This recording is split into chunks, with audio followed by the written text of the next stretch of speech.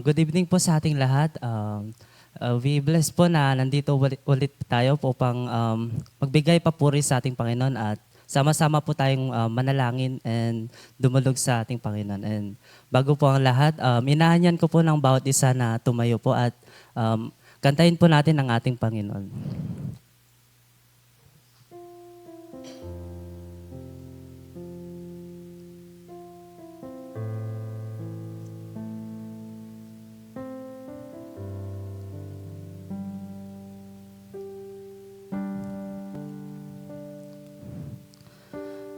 Hide me now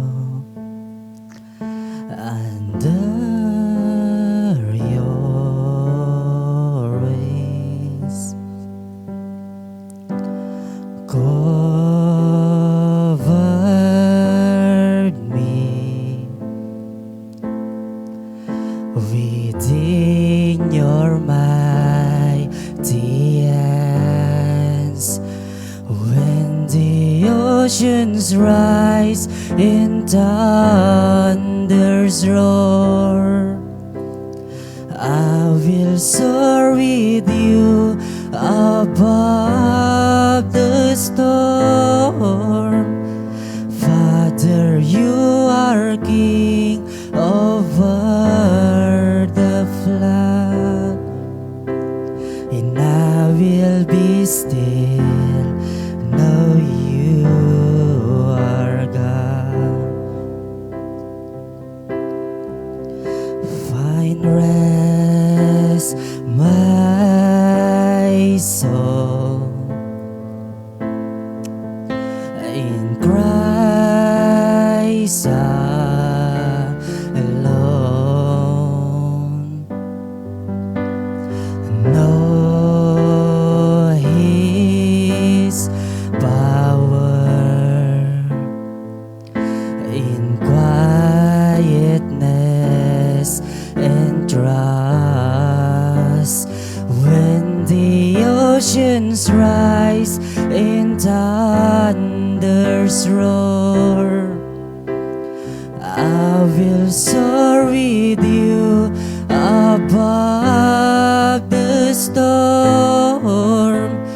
Father, you are King over the flood, and I will be still, know you. When the oceans rise in thunder's roar, I will soar with you above the storm. Father, you are King over the flood, and I will be still, know you are God. And I will be still, know you are God. Yes, Father God, Lord. Lord, Panginoon, alam mo, Panginoon, ang puso ng bawat isa, Panginoon. Lord, we are here, Panginoon, because you deserve, Panginoon. Lord, alam mo, Panginoon, kung gaano po kami karami, but Lord, we thank you, Panginoon. Lord, we so grateful, Panginoon, na binigyan niyo po kami, Panginoon, ng second chance, Panginoon. Lord, hindi po namin alam, Panginoon, ang aming ginagawa kung wala ka, Lord. Lord, patawarin niyo po, Panginoon, ng bawat isa, Panginoon, sa mga ginawa po namin na hindi po kaya-aya, Panginoon. Lord, we thank you, Panginoon, dahil ginabayan po, Panginoon, ng bawat isa, Panginoon, na dumalo po dito, Panginoon, sa iyong bahay sambahan, Panginoon, para magsama-sama pong manalangin, Lord. Lord, yung mga wala po, Panginoon, yung mga nakikijoin po through online, Lord, patuloy mo pong itouch ang kanilang puso at isipan, Panginoon, upang sa ganun, Lord, makasama po namin sila dito, Lord. And Lord, Ikaw na pong siyang bahala, Panginoon. Yung magpapahayag po, Panginoon, hindi po namin alam kung ano yung nais, Panginoon. But Lord, itanim niyo po sa aming puso't isipan, Panginoon, upang maging sandata po namin sa pang-araw-araw, Lord. Lord, yes, Panginoon, Lord, itago niyo po, Panginoon, ang iyong lingkod, Panginoon, sa iyong likuran, Panginoon. Ang iyong kadakilan lamang, Lord, ang aming maranasan sa oras nito, Lord. We thank you for everything, Panginoon. We thank you for everything that you have done for us, Panginoon. Lord, ikaw na po siyang bahala, Panginoon, kumilos sa aming kalagitnaan, Lord. Ikaw na po, Panginoon, ang aming tinataas, dinadakila, Panginoon. In Jesus' name we pray. Amen.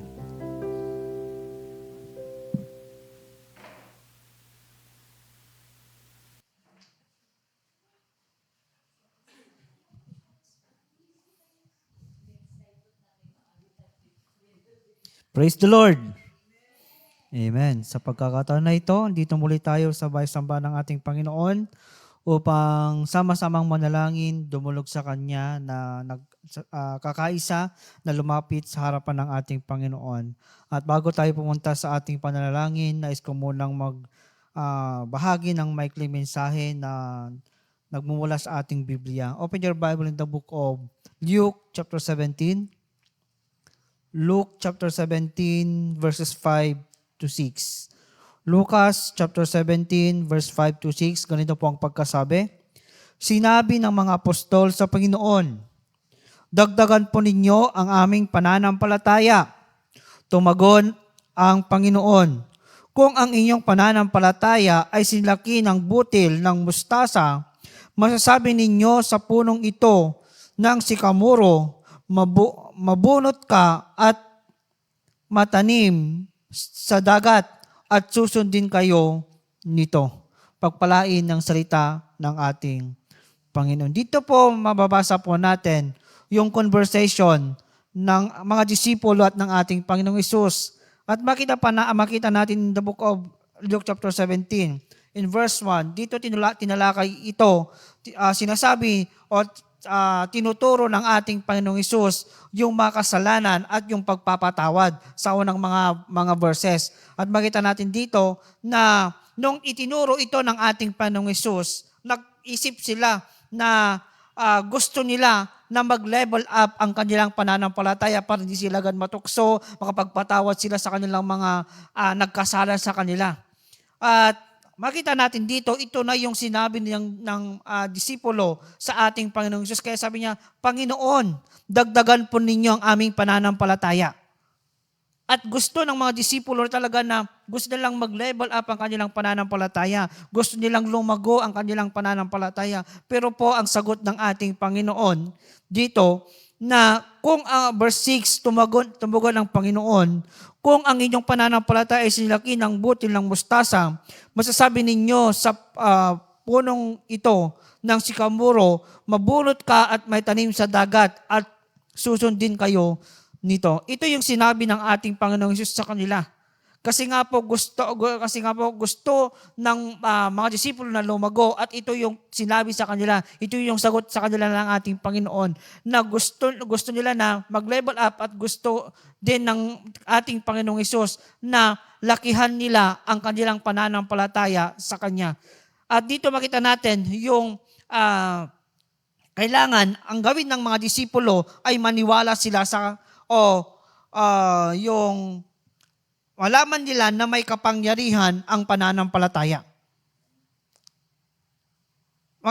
Itinuturo sa kanila na ng ating Panginoong Hesus na kailangan na mayroon silang pananampalataya na naniniwala sila sa kapangyarihan nito. Kasi nga po, ang isang tao na may pananampalataya, malaki o lahat babaguhin niya sa buong pagkatao ng isang tao. Nung tayo po'y nagkaroon ng pananampalataya, anong nangyari sa atin? Tayo ay nagkaroon ng kaligtasan. Nung simula tayo may pananampalataya, napatawad ang ating mga kasalanan nung humingi tayo ng kapatawaran sa ating Panginoong Hesus ng pagpapatawad. Dahil sa ating pananampalataya, makakamtan natin yung mga ninanais natin na mangyari sa ating mga buhay. Dahil sa pananampalataya, nababago ang ating buhay. At ito yung gusto ng ating Panginoon na o kung gusto natin mag-level up ang ating pananampalataya, maniwala tayo sa kapangyarihan ng pananampalataya. Kasi kapag tayo po hindi naniniwala at nagkakaroon tayo ng doubt, meron tayong doubt, kasi nga inalintol dito sa buto ng mustasa, kapag tayo po may doubt, ibig sabihin ay mahina o yung pananampalataya natin. O hindi pa talaga totally buo ang ating pananampalataya sa ating Panginoon, sa kanyang kapangyarihan, sa kanyang gagawin sa ating mga buhay. Kaya nga itinuro ng ating Panginoong Hesus sa kanila na dapat meron karoon sila ng isang kasi laki ng buto ng mustasa. At makita at sinabi dito ng ating Panginoong Hesus, makita natin dito na kapag meron silang ganon kalaking pananampalataya, kahit na yung puno ng sikamoro, utosan nila na pumunta sa dagat, mangyayari at susunod, mangyayari yon. Ibig sabihin na yung kapangyarihan ng pananampalataya ay mangyayari. Kapag tayo pong mga anak ng Diyos, naglilingkod sa ating Panginoong Diyos, ay meron tayong pananampalataya sa ating Panginoon.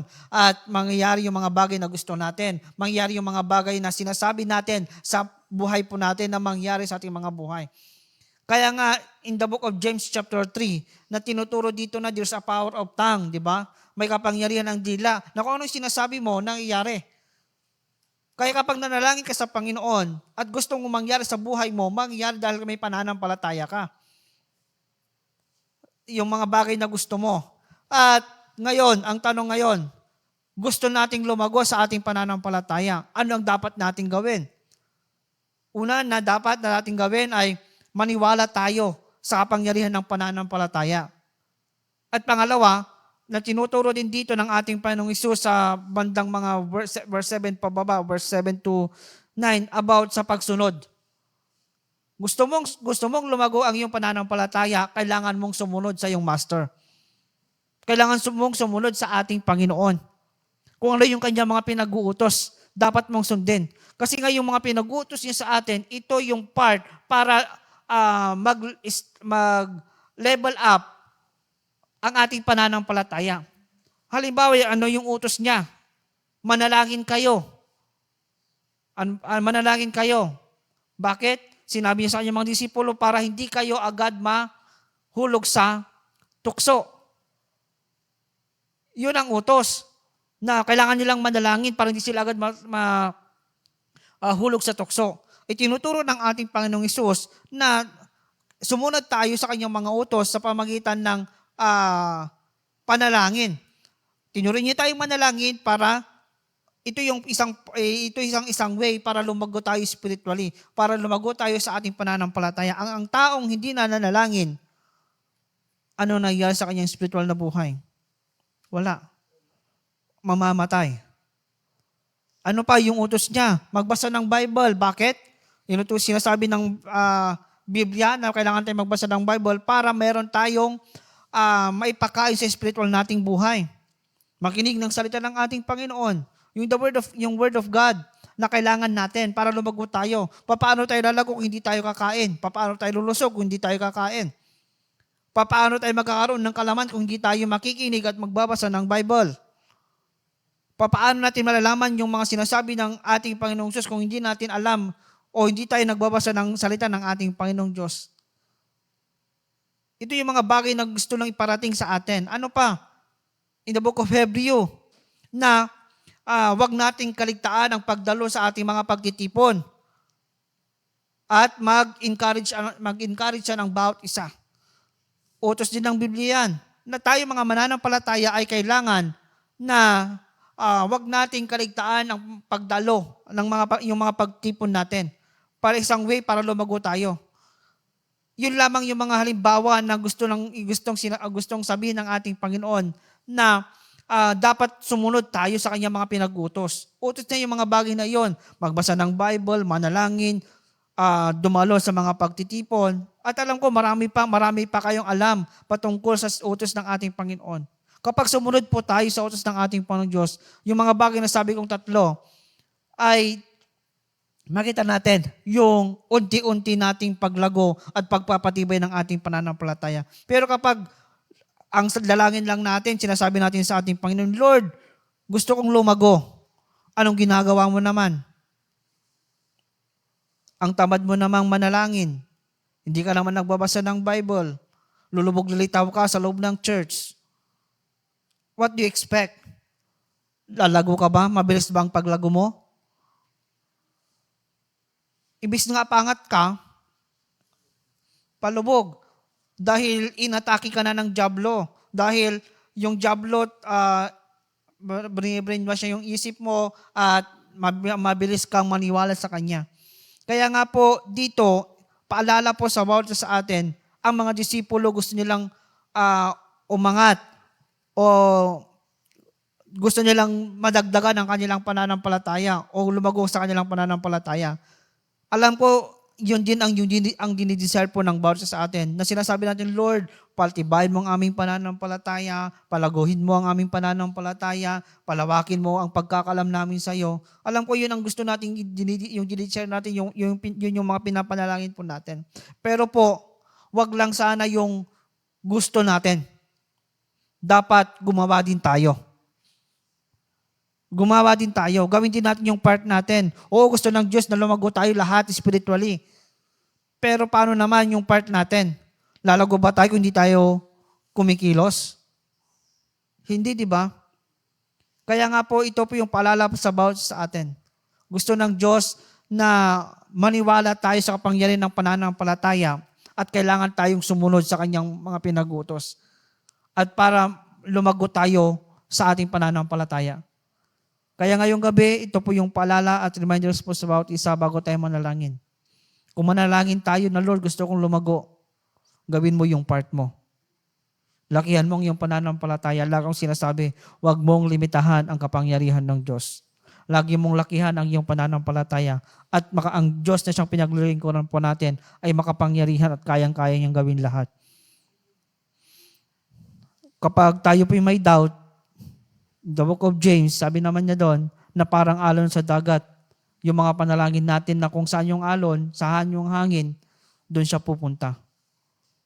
Anong sabi niyon? Hindi tatanggap yung mga taong hindi tatanggap ng gantimpala o yung kanyang panalangin ay hindi sasagutin ng Diyos kapag ganoon ang kaisipan ng isang tao na may doubt siya sa kanyang pananampalataya o sa kapangyarihan ng Diyos. Kaya yun po yung paalala sa bawat isa in the book of Luke chapter 17, verse 5 to 6. Na dapat, kung gusto natin lakihan ng ating pananampalataya, maniwala tayo sa kapangyarihan ng pananampalataya at sumunod tayo sa utos ng Diyos para lumugo tayo sa ating pananampalataya at umangat po. At yun po ang mensahe ngayong gabi at pumunta po tayo kung saan po tayo mananalangin.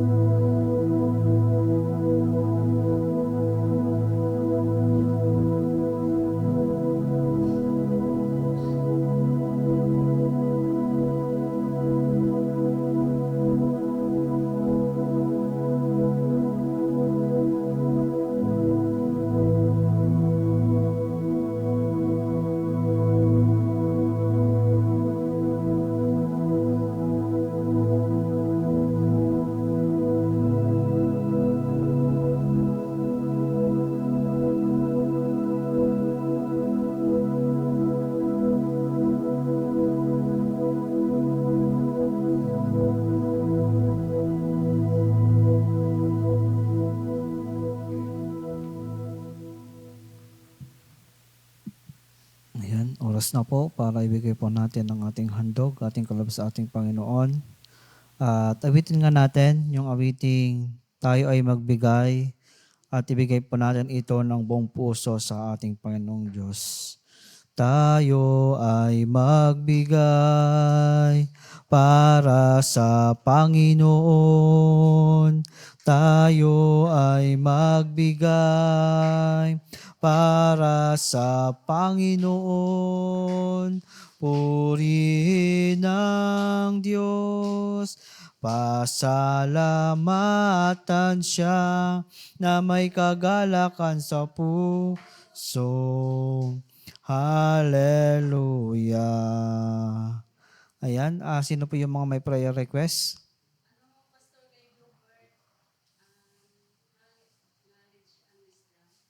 Yan, yan, pag-pray po natin si Jobert na sa kanyang entrance exam sa PSU, Knowledge and Wisdom. Sino pa po? Healing.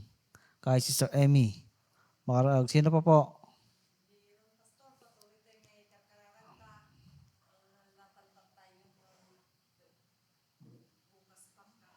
Yan, pag-pray po natin si Aaron sa kanyang pagbibiyahe. Yan, protection and guidance at patuloy na tulong ng ating Panginoon sa kanya at comfort natin sa kanya dahil mapapalayo siya sa atin at sa kanyang pamilya. Sino pa po? Exam kay Gerald. Kailan pa po ba? Yan, kung wala na po, yan, tayo po yung manalangin. Ama naming Diyos, sa dakila sa oras pong ito, kami Panginoon ay muling dumudulog sa iyong harapan, patuloy na nagpapakumbaba at patuloy na nananampalataya sa iyo, Panginoon. Sa pagkakataon na ito, Panginoon Diyos, salamat sa mga salita na siya napakinggan po namin. Na gusto ng mga disipulo, Panginoon, na madagdagan, mag-grow sila sa kanilang pananampalataya. At yun din po, Panginoon Diyos, ang nais po ng bawat isa sa amin nandirito, sa mga nanonood online, sa mga mananampalataya sa lugar na ito, Panginoon. Lord, patuloy, Panginoon, na ikaw ang siyang mag-remind sa amin na kailangan gawin po namin yung part po namin bilang isang lingkod mo, Panginoon. Nanawa, Panginoong Diyos, kami ay gumawa, kami ay kumilos, hindi kami maging tamad, Panginoon, sa paggawa sa iyo, Panginoon. Lord, patuloy, Panginoon Diyos, nabigyan po kami ng willingness, kasipagan na manalangin, magbasa na yung mga salita, umaten sa mga pagtitibon, Panginoong Diyos, sumunod sa mga pinag-uutos, at lakihan po namin ang aming pananampalataya sa iyo. Patuloy, Panginoong Diyos, na remind mo po ito sa bawat isa sa amin upang mas tumatag, mas tumibay, mas umangat ang aming pananampalataya sa iyo, Panginoon. Lord, tulungan mo po kami na magampunan po namin ito. At patuloy, Panginoong Diyos, na remind mo po kami sa pagkakataon na ito, Panginoong Diyos, itinatas din po namin ang manangailangan ng kagalingan. Si Sister Amy, Panginoong Diyos, makaraag sa oras pong ito na may nararamdaman. Sa mga nirito, Panginoong Diyos, na may karamdaman din, Panginoon. Sa mga nanonood online, sa bawat miyembro ng iglesyang ito, Panginoong Diyos, na may karamdaman. Lahat po sila sa oras pong ito, Panginoon, ang dalangin po namin na ipuin mo po sila ng iyong mapalang kamay at iparanas mo po ang kagalingan sa kanila, Panginoon. Naniniwala po kami, Panginoong Diyos, na ang kagalingan ay nagmumula lamang sa iyo. Kaya, Panginoong Diyos, ang dalangin po namin, sila po'y pagalingin mo sa pangalan ni Jesus. Salamat, Panginoong Diyos, sa iyong gagawin sa kanilang mga buhay. Salamat sa kagalingan na pag-igagawad sa kanila, Panginoon. At sila po'y magte-testify na you are our healer, Panginoong Diyos. Ikaw po, Panginoon, ang manggagamot po namin. Salamat, Panginoong Diyos. Salamat po, Panginoon. At tinatas din po namin si Brother Jobert sa iyong harapan sa kanyang pag-entrance exam sa PSU, Panginoon. Kay Brother Gerald, Panginoong Diyos, na mag-exam din sa bawat nangangailangan, Panginoong Diyos, ng karunungan, katalinuhan sa mga estudyante, Panginoong Diyos, sa mga nagtatrabaho. Bawat isa, Panginoong Diyos, ay bigyan mo po ng karunungan, bigyan mo po ng katalinuhan. Patuloy, Panginoong Diyos, na ipakita mo kung sino ka sa aming mga buhay. Ipakita mo, Panginoong Diyos, kung anong kaya mong gawin sa aming mga buhay, Panginoon. Sa mga mag-e-exam, Panginoong Diyos, Lord, bigyan mo sila ng karunungan, katalinuhan, at patuloy na ipalala sa kanila ang kanilang mga na-review, Panginoon. At patuloy, Panginoong Diyos, na Ikaw po ang kumilos sa kanila at patuloy, Panginoong Diyos, na mag-bless sa kanilang kaisipan at patuloy na kalakasan sa kanilang pag-i-exam, Panginoon. At tinatas din po namin, Panginoong Diyos, si Brother Aaron sa iyong harapan sa kanyang pagbabiyahe, Panginoon. Nasaan man po siya ngayon sa kanyang kinakaupuan, Panginoon, saan man siyang lugar ngayon, Panginoon. Ang dalangin po namin na patuloy na i-cover mo po siya na yung mapagpalang kamay. Patuloy na bigyan mo po siya ng kalakasan. Patuloy na hawakan mo po ang kanyang buhay at makakarating po siya, Panginoong Diyos, na kung saan mo siya itatalaga, Panginoong Diyos, sa kanyang pagtatrabahuhan, Panginoon. At patuloy, Panginoon Diyos, mararanasan ka po niya kahit sa kanyang pagbibiyahe, Panginoon. At kung sa kanyang pagkarating, Panginoong Diyos, patuloy, Panginoon, na i-comfort mo po siya dahil malayo po siya sa amin, sa kanyang pamilya, Panginoon. Patuloy mong i-remind po sa kanya na ikaw po ang laging kasama po niya. Patuloy, Panginoon, ang anak mong ito ay patuloy mong ding tulungan, pagpalain, palakasin ang kanyang loob, palakasin physically, palakasin spiritually, Panginoon, emotionally, Panginoon. Alam po namin, Panginoong Diyos, na ang anak mong ito, ang lingkod mong ito, ay patuloy ka din niyang mararanasan at patuloy na pagpapalang siyang mararanasan po niya sa iyo, Panginoon. Alam po namin, Panginoon, na hindi mo po siya iiwan at hindi mo po siya papabayaan, Panginoon. Sa gabing ito, Panginoong Diyos, ang dalangin po namin, Panginoon, na sa bawat miyembro ng iglesyang ito ay patuloy na pagpalain ng bawat isa sa amin. Patuloy na tulungan sa bawat problema pong kinakaharap po namin. Patuloy, Panginoong Diyos, na manguna ka sa aming mga buhay. Patuloy na loobin mo po ang aming mga buhay. Patuloy, Panginoon, na ilid mo po kami ayon sa iyong kalooban, ayon sa iyong kagustuhan. Tulungan mo po kami, nagampanan po namin ang buhay Kristiyano po namin, Panginoon Diyos, na naglilingkod sa iyo, Panginoon. Patuloy, Panginoon, na ikaw ang siyang mag-bless sa lahat po ng aspeto ng aming mga buhay. Pagpalain mo po ang bawat isa, physically, mentally, emotionally, materially, financially, Panginoon. At patuloy, Panginoong Diyos, na ipakita mo po ang iyong kapangyarihan at patuloy na iparanas mo po ang bawat isa sa amin ang iyong pagpapala, Panginoon. Sa gabing din ito, Panginoong Diyos, kinatas po namin ang bawat activities po namin sa church na ito, sa mga Bible studies, mga outreaches po namin, sa prayer meeting, sa dawn watch, Panginoon, sa family devotions, Panginoon. Sa lahat po ng aming mga pagtitipon, patuloy mo kaming samahan, patuloy na yung Spirit ang siyang patuloy na magunguna sa amin at patuloy na mangusap sa amin, Panginoon. Sa mga nanghihina, Panginoong Diyos, gamitin mo itong mga pagtitipon, mga nanghihina spiritually, Panginoon. Gamitin mo po ito, ang mga pagtitipon na ito upang mas lumakas, mas tumatag, mas umangat ang aming pananampalataya, Panginoong Diyos. Sa mga hindi pa ligtas, Panginoong Diyos, sa mga outreaches po namin, Lord, patuloy kang mangusap, Panginoon, sa mga gagamitin mo, sa iyong mga salita na siyang naipapahayag ng iyong mga lingkod, Panginoon, at ang iyong mga salita na siyang mapapakinggan po nila ay may tanim sa kanilang mga puso at magbunga ito ng pananampalataya, Panginoon. Sa gabing ito, Panginoon Diyos, tinatas din po namin ang aming church, Panginoon Diyos, aming church building. Alam mo po ang mga pangangailangan ng aming church, Panginoon. Alam mo po ang bawat programa ng aming church, Panginoong Diyos. Lord, i-provide mo po ang pangangailangan ng aming iglesia, Panginoon Diyos, upang mas mapaganda pa po namin ang church building na ito, Panginoon, naming pinagkakatipunan upang purihin ka, sambahin ka, Panginoon. Sa mga programs po namin, may support po namin ang mga activities po namin, Panginoong Diyos, sa mga lahat po ng mga pagtitipon po namin. Patuloy, Panginoon, pagpalain mo ang aming simbahan at alam po namin na gagawin mo pong daluyan ng pagpapala ang bawat tao sa Laguna ito, ang simbahan po namin dyan sa Lapas, Panginoon.